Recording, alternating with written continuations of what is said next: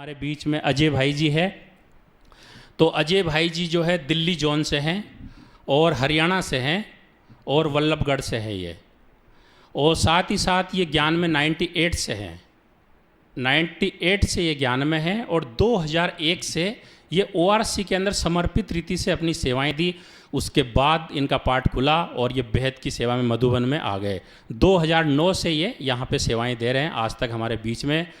और इसके पहले इन्होंने पढ़ाई क्या की है, तो 12वीं क्लास पास करके इन्होंने अच्छे नंबरों से, और उसके बाद इन्होंने कंप्यूटर कोर्स किया कि भाई बाबा की सेवाओं के अंदर हम कंप्यूटर का यूज़ कर सकें। तो आज ये हमारे सामने देख रहे हैं कि कंप्यूटर को ये यूज़ कर रहे हैं और कितने अच्छे वीडियो बना रहे हैं, यहाँ बैठे हुए पूरे विश्व की सेवा कर रहे हैं, हम सब जानते हैं। तो सबसे पहले हम अजय भाई जी से पूछेंगे कि अजय भाई जी ये बताइए कि आपका जीवन, आप ज्ञान में आए उससे पहले का जीवन आपका कैसा था, और ज्ञान में आप कैसे आए, कौन सी बात आपको लगी, कोई व्यक्ति से प्रेरणा मिली या ज्ञान की कौन सी बात से आपको प्रेरणा मिली, तो वो थोड़ा सा आप बताएंगे हम सभी को।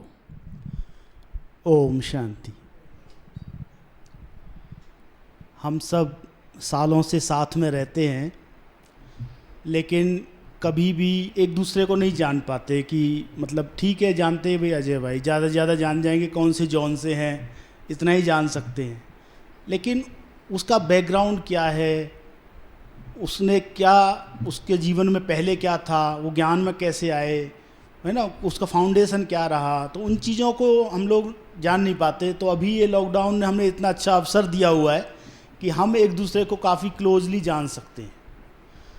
तो जैसे एम सिंह भाई जी ने पूछा है कि ज्ञान से पहले का जीवन, क्योंकि मैं एक बहुत ही छोटे से गांव से हूँ और हमारे गांव में केवल 5वीं क्लास तक का ही स्कूल था। पढ़ने में मैं बचपन में होशियार था और 5वीं क्लास तक मैं मॉनिटर भी रहा अपनी क्लास का। 5वीं क्लास होने के बाद मुझे आगे पढ़ने के लिए दूसरे गांव में जाना था, दूसरे स्कूल में, जो कि 8वीं तक था। तो फिर दूसरे गांव में गया तो थोड़ा सा पढ़ाई में, मतलब पढ़ाई तो अच्छा था, ब्रेन तो अच्छा था, लेकिन संग का जो होता है थोड़ा बहुत वो शुरू हुआ, तो थोड़ा सा डल हुआ वहाँ से मैं। तो 8वीं वहाँ कर ली दूसरे गांव में। फिर 8वीं से आगे अगर पढ़ना है तो तीसरे गांव में जाना है, जो करीब 5 किलोमीटर दूर था। तो फिर हमने वहाँ एडमिशन लिया और फिर 10वीं वहाँ से की, तीसरे स्कूल से। 5 किलोमीटर रोज़ पैदल आना जाना होता था। 10वीं के बाद फिर 12वीं अगर करनी है तो हमें शहर में करनी होगी, तो फिर हमने 12वीं के लिए शहर में गए और 11वीं और 12वीं क्लास हमने शहर में अपना स्टडी कंप्लीट किया। उसी दौरान, क्योंकि मैं अग्रवाल फैमिली से हूँ और हम लोग बिजनेस करते हैं, आप सब जानते हैं, तो लौकिक में दुकानें थी हमारे, और बचपन में ही मतलब हेल्प करना पिताजी को दुकान में वो करते थे। तो लेकिन जब मैंने 12वीं की तो उस समय थोड़ा सा घर की कंडीशन ऐसी हुई कि थोड़ा सा, जिसको बात कहते हैं दीवाला मार देते हैं, तो ऐसा कुछ घाटा हुआ था बिजनेस में काफ़ी। तो फिर मैं असमंजस्य में था कि मैं अब क्या करूं, मतलब आगे पढ़ूं। हालांकि घर वाले तैयार थे आगे भी पढ़ाने के लिए, लेकिन मैं अंदर से सोचता था कि नहीं, ऐसी कंडीशन में मुझे अभी घर वालों को हेल्प करनी चाहिए, मुझे कुछ कमाना चाहिए, मतलब है कुछ जॉब करनी चाहिए या कुछ। दूसरा, एक तो ये लाइफ का एस्पेक्ट है। दूसरा ये है कि मैं, क्योंकि अपने 6 भाई हैं हम, तो मैं सेकंड लास्ट हूँ, और मेरे सामने फिर जैसे जैसे बड़े भाइयों की शादी होती गई तो मैं देखता था कि जैसे जैसे शादी होती जा रही है वो अलग होते जाते हैं, मतलब परिवार से हमसे अलग होते जाते हैं। मेरे को बड़ा अजीब लगता था कि देखो ये कितना अच्छा भाई था हमारा, और जब से शादी हुई या 1-2 साल के बाद ही इसका चेंजेस आने शुरू हो गए उसमें। तो मुझे तब से ही पता नहीं क्यों शादी से एक वैराग सा आना शुरू हो गया था। तो मुझे ऐसा लगता था कि मैं अब शादी नहीं करूँगा बड़ा होके, मतलब बचपन से मैं ऐसा ठान लिया था, लेकिन करूँगा क्या, फिर ये भी क्लियर नहीं था। तो जब ऐसे असमंजस्य का समय था कि अभी मैं आगे पढ़ूँ, ये क्या करूँ, इधर शादी भी नहीं करना है, जॉब करूँ, मतलब उस ऐसा समय था वो। ऐसे समय पे एक माता ने मेरे को बाबा की किताब दी, प्रगति पथ प्रदर्शनी, जो हमारी किताब है बाबा की, जिससे कोर्स कराती है मैंने, वो किताब मेरे को दी। कि भैया ये आप पढ़ना, क्योंकि माताओं को तो इतना ज्ञान सुनाना तो नहीं आता है, तो इन्होंने इसलिए फिर मेरे को किताब दी। और मैं उस समय फ्री था तो मैंने आराम से निश्चिंत होकर पढ़ी। वो किताब मैंने जब पढ़ी तो शुरू से एंड तक एक बार पढ़ी, इतनी अच्छी लगी, मतलब आश्चर्य लगता था एक एक चीज़ जो मैं पढ़ता जा रहा हूँ, और मुझे आश्चर्य लगता जा रहा है कि मैं आत्मा हूँ, ये तो सच है, मैं आत्मा हूँ। मैं आज तक नहीं अजय मान रहा था अपने आप को, मतलब मैं आश्चर्य भी खा रहा हूँ अपने आप पे इस ज्ञान को सुन सुन के। अच्छा, परमात्मा ज्योति है, बिल्कुल है, क्योंकि कोई भी देहधारी मनुष्य है, भगवान हो ही नहीं सकता। ये देवी देवताएं हैं, ये तो देवताएं हैं, परमात्मा तो एक है। मतलब सारा ज्ञान एकदम ऐसे क्लियर हो गया। 95% मेरा ज्ञान का कोर्स मेरा स्वयं ही हो गया था। मैं 95 इसलिए बोल रहा हूँ क्योंकि 5% मेरा ये था, जो सीढ़ी का चित्र मैंने देखा तो उसमें ये था कि भाई आपको ये चक्र में आना पड़ता है। ये क्लियर हो गया था ये पढ़ते ही उसमें कि आपको ये 84 का जन्म का चक्र में आना पड़ता है। तो मुझे, क्योंकि हम उस समय भक्ति बहुत करते थे, 1 घंटा शाम को रोज़ लगाते थे, सारे जय हनुमान ज्ञान गुण सागर सारे रटे हुए थे सारी आरतियाँ वगैरह करते थे, तो काफ़ी टाइम लगाते थे, क्योंकि हमने गुरुजी भी कर लिए थे, तो गुरुजी ने की आज्ञा थी कि आप रोज़ 1 घंटा ये भक्ति करें शाम को, तो उस हिसाब से। आपका मधुबन में कैसे आना हुआ, और मधुबन का कोई अनुभव, बाबा से मिलने का पहली बार का अनुभव, और कैसे आप समर्पित हुए? तो जैसे मैंने बताया कि जैसे ही मेरे को ज्ञान की जो किताब मैंने पढ़ी और मेरे को इतना निश्चय हो गया था, बस एक ही सवाल मन में था कि क्यों ना हम मोक्ष को प्राप्त कर सकते हैं क्या? कुछ ऐसा प्रावधान है ज्ञान में कि हम मोक्ष को प्राप्त, क्योंकि हम भक्ति बहुत करते थे तो मोक्ष को ज़्यादा मानते थे। तो फिर हमने उसके लिए फिर गीता पाठशाला पर संपर्क किया, और उसके लिए सबसे पहले हमने माताजी को भेजा कि आप पहले जाइए, क्योंकि भाइयों को थोड़ा सा लगता है ना शुरू में जाने में। तो हमारी माताजी को भी बहुत अच्छा लगा, और साथ में ही फिर माताजी भी ज्ञान में चले, और फिर उन्होंने कोर्स कराया तो उन्होंने क्लियर किया कि मोक्ष ही ज़्यादा ये नहीं है, हमें 84 जन्मों में हीरो पार्ट बजाना ये श्रेष्ठ है। तो इस सब चीज़ें क्लियर हो गई। फिर क्योंकि मैं लक्ष्य ढूंढ रहा था जीवन का, मुझे करना क्या है, तो एक तो लक्ष्य मिल गया कि पवित्र रहना है, जो मुझे चाहिए था, तो मुझे बहुत खुशी हो गई कि एक बहाना है मेरे पास कि हाँ भाई परमात्मा, अभी तो भगवान कह रहे हैं कि अभी आपको पवित्र रहना है। दूसरा मुझे ये था कि अब मुझे क्या करना है, अब बस ये जीवन परमात्मा को देना है, बस ये पता नहीं ज्ञान मिलते ही जीवन को फैसला जैसे कि मैंने कर लिया था, लेकिन अब कैसे देना है क्या वो कुछ पता नहीं था। तो मैंने, एक भाई था हमारे गांव में जो कुमार था और जो 6 महीने यहाँ सेवा करता था सीजन में नीचे, तो वो आया था वहाँ, तो अनुभव सुना रहा था अपना, तो बड़ा अच्छा मधुबन का अनुभव सुना रहा था स्टेज पे बैठ के, तो बड़ा अच्छा लग रहा था मेरे को। तो मेरे को ऐसा लग रहा था कब मैं मधुबन जाऊँ और कब मुझे ऐसा मौका मिले सेवा का। फिर मैंने उस दोस्ती कर ली उस कुमार से, क्योंकि उसके पास काफ़ी बुक्स भी थी बाबा की, तो मुझे शौक़ था पढ़ने का। मुझे ऐसा लगता था मैं लेट आया हूँ तो मैं सारी बुक्स जो भी ज्ञान भगवान ने इतना दे चुके हैं तो मैं उसको स्टडी करूँ। तो मैं उसकी बुक्स लाइब्रेरी जैसे मैंने बना लिया था उसको, एक किताब ले जाता था, एक अव्यक्तवाणी फिर पढ़ के उसको वापस दे के दूसरी लेके आता था उससे। तो एक अव्यक्तवाणी एक वाणी एक दिन में ही मैं ख़त्म कर देता था, दुकान पे बैठे बैठे सारा दिन वही पढ़ता रहता था। तो काफ़ी मतलब बड़ी बड़ी किताबें जो गीता महाभारत का सार, रामायण का सार जो जगदीश भाई जी ने लिखी हैं वो सारी मैंने स्टडी की। तो काफ़ी नशा चढ़ गया था उस समय, बस ऐसे लगता था कि अब मुझे ये जीवन बाबा को देना है, लेकिन कैसे देना वो क्लियर नहीं था। इसलिए हमारे गांव के पास में ही एक बीके डॉक्टर थे, तो उनसे संपर्क हुआ। तो उन्होंने कहा कि अब आप क्या कर रहे हो? मैं बोला मैं तो कुछ नहीं कर रहा हूँ अभी। तो उसने बोला कि ऐसा करो आप ना मेरे पास आ जाओ, मैं आपको डॉक्टरी सिखा देता हूँ और आपको मतलब जो भी और डिप्लोमा वगैरह जो भी होता है वो भी दिला दूंगा मैं, उसने बोला, लेकिन आपको अच्छा रहेगा। तो मैंने सोचा कि अच्छा, मेरे को ये पता चल गया था कि माउंट आबू में अपना हॉस्पिटल भी है बाबा का, तो मुझे लगा कि कोई मैं थोड़ा बहुत इंजेक्शन वगैरह लगाना सीख लेता हूँ तो कम से कम मेरे को इसी बहाने रख लेंगे मेरे को वहाँ पर क्योंकि ऐसी कोई विशेषता तो थी नहीं ना, तो मैं सोचता था मुझे क्यों रखेगा कोई। तो फिर मैंने ठीक है जाता हूँ, तो मैं 1 मास उसके पास गया और उसने ट्रेनिंग देना शुरू किया। तो एक दिन बोलता है कि ठीक है आप अंदर आओ रूम में, तो ले गया, इंजेक्शन भरवा लिया बोलता मेरे को इंजेक्शन लगाओ। मैं तो डर गया कि मैं डॉक्टर साहब आपको नहीं लगा सकता। बोला नहीं नहीं लगाओ, मैं बोल रहा हूँ ना कुछ नहीं होता है, ऐसे एक दिन तो शुरुआत करनी पड़ती है ना। तो अब मैं तो हाथ कांप रहे तो अभी मैंने हिम्मत करके लगा दिया। डॉक्टर बोला अरे दर्द कर दिया आपने क्योंकि जैसे उसने बताया था वो थोड़ा वैसा नहीं हो पाया, हिल गया थोड़ा हाथ। तो कहने का भाव ये था, फिर मैंने सोचा कि अजय तेरे बस की ये बात नहीं है, ये डॉक्टरी करना आपका ये फील्ड नहीं है। फिर मैंने 1 महीने के बाद ही डॉक्टर को बोला सॉरी मैं डॉक्टर नहीं बन पाऊँगा, क्योंकि मेरा ये सब चीज़ों में, क्योंकि कोई पेशेंट आता था, बहुत बच्चा है, कोई जैसे चिल्ला रहा है, डॉक्टर बोलेगा इसको संभालो, अब वो उसको संभालने के वजह मेरे को चक्कर आने शुरू हो जाते थे उसको देख देख के। तो मैंने सोच लिया कि मैं नहीं कर पाऊँगा ये, तो फिर मैंने छोड़ दिया उसको। तो फिर ज्ञान में समर्पित होने से पहले जो मधुबन होने का, मधुबन का अनुभव, मधुबन का जब पता चला कि सीजन में बाबा आने का सीजन होता है। पहली बार कब आए थे?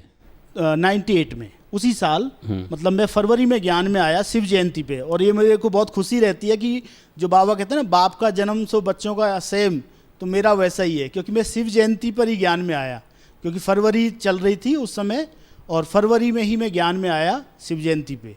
और बाबा जब शिव जयंती पे पहली बार जब आए यहाँ पर, तो वो मुरली मैंने जब वहाँ पढ़ी और सुनी, तो उन्होंने बताया गीता पाठशाला कि अभी भी भगवान आते हैं, और ये अभी आई है, लेटेस्ट मुरली है ये। तो मुझे नशा चढ़ा कि जब तक उससे पहले मुझे इतना भी क्लियर नहीं था कि अभी भी आते हैं बाबा। तो मुझे लगा अच्छा मैं भी मिल सकता हूँ। उन्होंने बोला हाँ आप भी मिल सकते हैं। तो इतना नशा चढ़ गया कि अच्छा वो समय कब आएगा। बोला नहीं उसके लिए थोड़ा टाइम रुके हो, अगले सीजन में आपको मतलब चांस मिल जाएगा। तो जैसे ही मुझे 6 महीने करीब हो गए थे ज्ञान में, फिर बाबा सीजन शुरू हुआ। तो पहला टर्न दिल्ली का ही मोस्टली होता है। तो मैं बड़ी दीदी के पास गया कि दीदी ऐसे से मेरे को मधुबन जाना है, बाबा से मिलना है। तो बोला अच्छा कब से ज्ञान में हो? मतलब 6 महीने से। बोला चलो कुमार हैं तो ठीक है, बाकी 1 साल का नियम होता है। तो उन्होंने मेरे को परमिशन दी। मैं बोला दीदी लेकिन ना मैं एक ही तरफ की टिकट कराऊंगा, मैं वहाँ पर सेवा भी करके वापस बाद में आऊँगा मैं। दीदी बोली नहीं आप ना एक ही, मतलब जो पहली बार जाते हैं वो केवल बाबा मिलन के लिए जाते हैं, सेवा के लिए नहीं जाते। तो मैं बोला नहीं दीदी मेरे को तो सेवा भी करनी है वहाँ पर। तो बोला नहीं ऐसे तो होता ही नहीं, आप मैं तो आपको पहली बार देख रही हूँ, क्योंकि हम तो गीता पाठशाला पे निकले थे ना, दीदियों से तो हम ज़्यादा मिलते ही नहीं थे। हाँ कभी कभार संडे की क्लास चले गए और पीछे बैठ के सुन के मुरली चले आते थे, कभी ओम शांति कर ली बस। तो दीदी इतनी जानती नहीं थी हमको कि ये कुमार कोई नया है। तो उन्होंने बोला कि नहीं आप जाओ बाबा से मिल के आ जाओ, फिर भले सेवा में बाद में चले जाना, बाद में कभी भी पहली बार सेवा में नहीं जाते। तो अब मैं थोड़ा सा, मेरे को बड़ा उमंग कि नहीं मुझे तो सेवा करना है वहाँ। वो भाई ने इतना उमंग भर रखा था, वो कुमार से जिससे मैंने दोस्ती की थी। तो मैंने, अब उस समय ऐसा रहता नशा कि बाबा से जैसे कि डायरेक्ट कनेक्शन।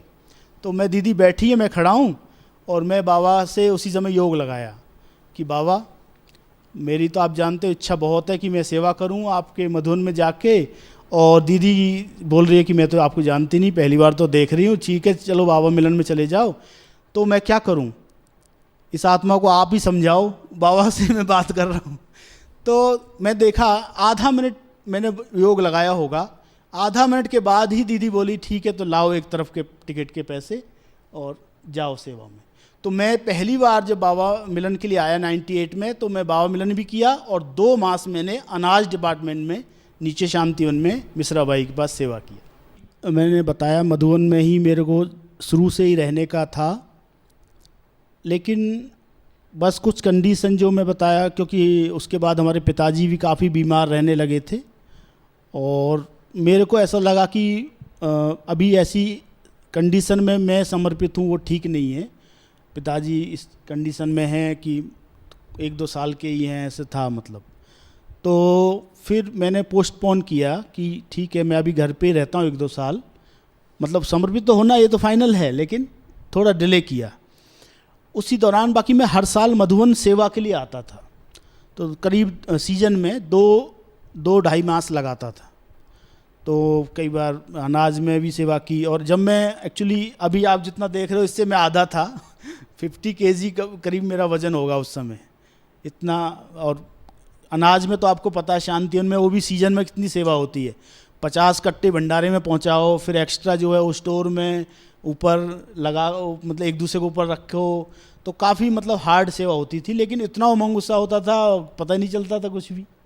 तो मतलब अच्छा लगता था मधुबन के जो अनुभव, मधुबन में रहने का जो मज़ा आता था, जो मेरे को समझ लो ज़िंदगी पूरे साल चलाता था, वो जो खुशी जो मधुबन से मिलती थी मेरे को, और मधुबन निवासियों से जो मिल के मेरे को इतना प्यार फील होता था, तो मुझे तो बस ये लगता था यही मेरा परिवार है बस।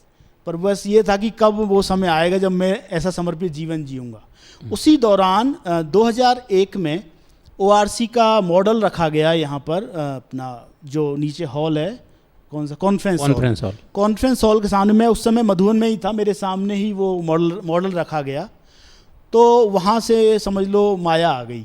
माया मीन्स कि मेरे को ये ऐसा लगा कि अरे ये तो हमारे दिल्ली जोन में ही बन रहा है, तो क्यों ना मधुबन की बजाय इतना दूर आना पड़ता है मधुबन में। अच्छा, हमें इतना तो समझ नहीं थी कि मधुबन अलग है, हम तो सोचे बाबा की सेवा ही है, वो भी सेंटर ही है, तो क्यों ना मधुबन में। और लोग भी जो उनके पास सेवा करता था वो भी कहने लगे भाई आपके जौन में इतना बड़ा स्थान बन रहा है तो आप तो अभी वहीं समर्पित हो सकते हैं। मतलब ये भी बात ठीक है। तो फिर जब हम इसके लिए दीदी के पास गए, एक्चुअली एक भाई दूसरे थे हमारे गांव के ही, उनको समर्पित होना था, तो उन्होंने बोला चलो दीदी से मिल के आते हैं और मेरी बात करना, आप उसको थोड़ा इतना बोलना नहीं आता है। तो मैं बोला ठीक है। तो हम दोनों कुमार गए दीदी के पास, तो दीदी को बताया दीदी ऐसे से ये भाई समर्पित होना चाहता है ORC में। तो दीदी ने बोला बहुत अच्छा, वेलकम है, इतना अच्छा ऑफ़र कर रहे हैं आप सामने से, तो हमको भी वैसे भी दिल्ली जोन को हर सेंटर को 2 लोग समर्पित होने का ऑफ़र मिला है कि आप 2 भाई समर्पित करवा सकते हैं। तो फिर उसमें से एक तो चलो वो हो गया, आपका क्या विचार है, दीदी बोली। तो मैं बोला दीदी है मेरा भी विचार, तो बाकी अभी थोड़ा सा पिताजी की तबीयत ऐसी है तो मैं सोच रहा हूँ थोड़ा बाद में मैं करूँ। दीदी बोली देखो ऐसा है, ये सिचुएशन तो चलती रहेंगी, लेकिन ऐसा अभी हमें एक तो ऑफ़र आया हुआ है सामने से और हम आपको भेज सकते हैं अपनी तरफ से, और अभी आप जाओगे तो कोई ना कोई आपको डिपार्टमेंट मिल जाएगा, क्योंकि दीदियाँ अनुभवी होती हैं, उनको पता है सब चीज़ें, तो इसलिए अभी आप जाओगे तो बेटर रहेगा और बाद में तो आपको जाना ही है। तो फिर पता नहीं क्यों मेरे को ऐसा लगा कि जब दीदी इतना बोल रही हैं तो बाबा ही जैसे कि बोल रहे हैं, तो मैंने उसी समय डिसाइड करके बोल दिया दीदी मेरा नाम भी लिख दो, मैं भी तैयार हूँ। तो फिर हम उद्घाटन के एक दिन पहले ही वहाँ पहुँच गए ORC में, और 2009 तक मैं करीब वहाँ था। लेकिन आप ये बताइए कि ज्ञान सरोवर के अंदर केवल आप कोई ऐसा भाई या बहन वो बताइए जिसके अंदर, जिससे आपको एक प्रेरणा मिलती है, मतलब जो ज्ञान में भी, मतलब ज्ञान की गहराई में भी होशियार हो, योग की गहराई में भी होशियार हो, धारणाओं के अंदर भी हो, सेवा भी बहुत करता हो, तो ऐसा कोई भाई या बहन या दीदी जो भी हमारे हैं, तो उनका कोई ऐसा मतलब जो हमारे लिए रोल मॉडल हो, उनके बारे में थोड़ा बताइए कोई आपके सामने। जैसा कि आप सभी जानते होंगे हमारी वीडियो की सेवा है, और उसके अलावा हम लोग सूरज भाई जी का भी बहुत सारा रिकॉर्डिंग करते हैं। आप जब जानते हो तो पीस ऑफ माइंड में मुरली चिंतन 3 साल से करीब आता है, तो वो हम लोग करके यहाँ से भेजते हैं ज्ञान सरोवर से ही। और क्योंकि उससे पहले तो सूरज भाई जी को हम दूर से तो जानते थे और क्लासेस सुनते थे, और मधुबन से जाते थे तो उनका ही अनुभव सुनाते थे कि भाई जी ने ऐसे क्लास कराया, इतना अच्छा अनुभव करा, हम लोगों को अभ्यास बताया, हमने किया तो अच्छा अनुभव हुआ, लेकिन कभी भी बहुत ज़्यादा क्लोज नहीं थे हम लोग। लेकिन जब से इस वीडियो के कारण, सेवा के कारण हम उनसे काफ़ी क्लोज गए, तो पता चलता है कि इतना व्यक्ति टॉप में जो गया है उसके कुछ रीज़न है, उसके पीछे कुछ विशेष धारणाएं हैं उनकी, तो उन चीज़ों से हम परिचित हुए।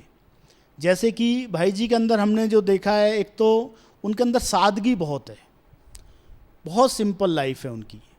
अभी लॉकडाउन में आप सब ने भी देखा होगा, अपनी थाली भी वो खुद धुलाई करते थे, हालांकि वो चाहें तो उनके पास काफ़ी भाई हैं, किसी को भी बोलें तो कोई मना भी नहीं कर सकता, सभी ने उनसे पालना ली हुई है, तो भी वो खुद अपने हाथ से करते हैं। हम लोग शूटिंग करते हैं तो कई बार हम लोग पाउडर लगाते हैं तो भाई जी मना कर देते हैं, अरे क्या करना है, इसकी तो ज्ञान सुनते हैं लोग, तो ये चेहरा थोड़ी देखते हैं।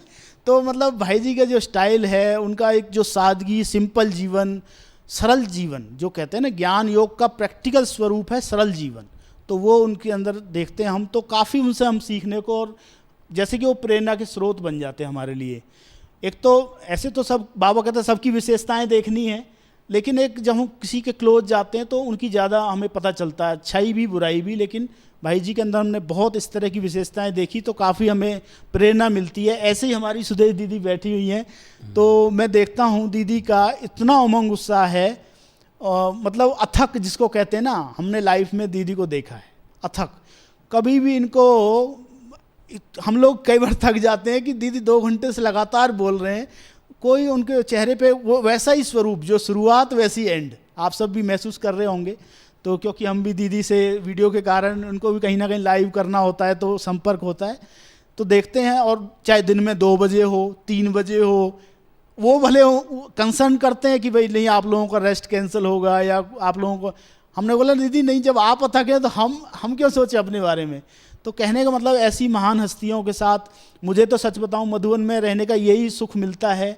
और आप सब जानते हैं क्योंकि मैं वीडियो में, अब तो मिक्सर आ गया, पहले सिंगल कैमरा लगता था तो सबसे पहले आगे मैं ही बैठता था और भाई जी भी बाजू में बैठते थे। तो मैं बैठे बैठे बस यही सोचता रहता था कि अजय देखो आप एक छोटे से गांव से, एक गीता पाठशाला से निकला और आज देखो कौन बैठा है बगल में, हैं इतने महान आत्माएं बैठी हैं सचमुच।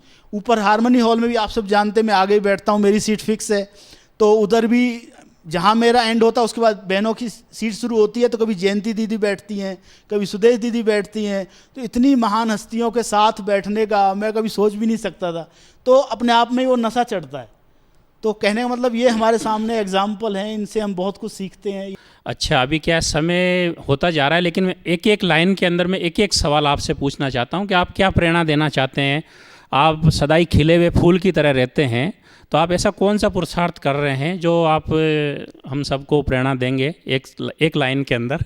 देखिए हम अभी इतने बड़े तो नहीं हुए हैं जो हम किसी को प्रेरणा दें, लेकिन बस अपना जो पुरुषार्थ है वो आपको शेयर कर सकते हैं। अपना पुरुषार्थ एक तो ये है कि जितना हो सके हम सेवा में अपना समय सफल करें, क्योंकि जितना हम सफल करते हैं उतनी सफलता मूर्त बनते हैं, बाबा ने जैसे कहा हुआ है। दूसरा, अपने अंदर कोई ना कोई स्किल्स को डेवलप करते रहें, क्योंकि अल्टीमेटली जो हमारे अंदर स्किल्स होती हैं वही काम आती हैं। भले हम कुछ भी करें, लेकिन मतलब इन चीज़ों पे हम ज़्यादा क्रिएटिव काम करते रहें। तो क्योंकि जैसे कि अमित भाई ने कहा, ज्ञान योग हम कितना भी कर लें, ज्ञान योग हम जो करते हैं वो एक स्टार्टिंग में हम केवल योग करना, ज्ञान सुनना, मतलब उस पर ध्यान देते हैं। लेकिन जैसे हम थोड़े सीनियर होते हैं तो हम, ज्ञान योग का प्रैक्टिकल स्वरूप है हमारा व्यवहार, हमारा जीवन। तो हमारे अंदर वो गुण, दैवी गुण वो आने चाहिए। तो उसका चिंतन हमें करते रहना चाहिए कि क्या मेरे अंदर अभी क्या क्या कमियां हैं, मुझे वही उन पे क्या क्या वर्क करना है। तो जैसे वो योग से जो शक्ति आ रही है आपके पास, वो शक्ति ट्रांसफ़र होगी वो गुण के रूप में। जैसे हमने बिजली का कनेक्शन ले लिया, लेकिन वो बिजली का कनेक्शन से अब मुझे चलाना क्या है, एसी चलाना है, हीटर चलाना है, क्या चलाना है, वो तो उसको मुझे सोचना पड़ेगा ना। तो उसी तरह योग हम लगा रहे हैं, लेकिन योग को फिर हम कन्वर्ट करें गुणों में, अपने व्यवहार में हम अपना चिंतन करते रहें कि कहाँ मेरी कमी है जो मुझे सुधार वहाँ पर करना है। तो आप सभी का बहुत बहुत धन्यवाद। ओम शांति। 1 मिनट बाबा को याद करते हैं और इस कार्यक्रम को समापन करते हैं। ओम शांति।